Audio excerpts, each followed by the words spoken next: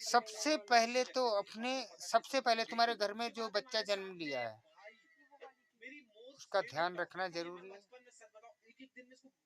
क्योंकि बच्चा अब नहीं आती।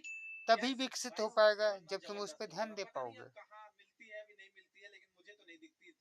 लेकिन आज तो यार मैं वो भी नहीं कह पा रहा हूँ कि वो गलत है कि सही है। आज वो भी नहीं कह रहा हूँ।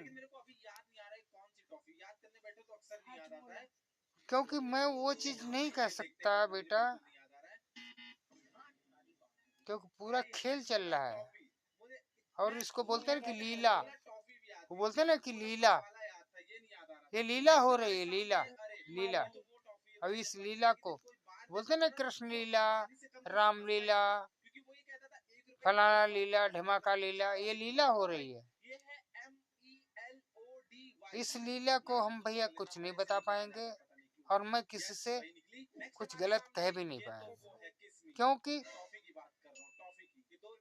क्योंकि बेटा तुम्हें किस फर्ज के लिए भेजा गया इस धरती पे और हमें किस फर्ज के लिए भेजा गया है बेटा, सबके अंगूठे के निशान अलग अलग हैं।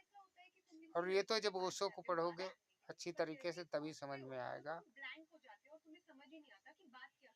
मैं ये भी नहीं कहता हूँ कि हिंदू मत पढ़े, मुसलमान मत पढ़े भैया।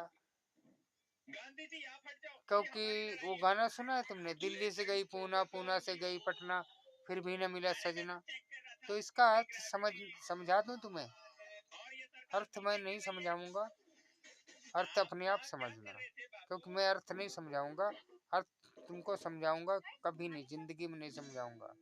अपने आप समझो और अपने आप ठोकर खा खा के समझोगे बेटा, ठोकर खा खा के समझोगे। क्योंकि चारों तरफ रास्ते अपने अपने हैं बेटा। मैं तो खैर महात्मा हूँ। अब मैं कहूँगा मैं महात्मा हूँ तो मैं कैसे महात्मा हो गया, लेकिन नॉलेज बहुत है बेटा। नॉलेज मुझसे ज्यादा लोगों को नॉलेज है बेटा। मैं कैसे कह सकता हूँ मुझे नॉलेज है आज, लेकिन मैंने जो समझा है इतनी गहराई से, तुम भी समझो। बुद्ध ने बोला था ना, क्या बोला था? आप खुद समझ में होना चाहिए। क्योंकि इस धरती पे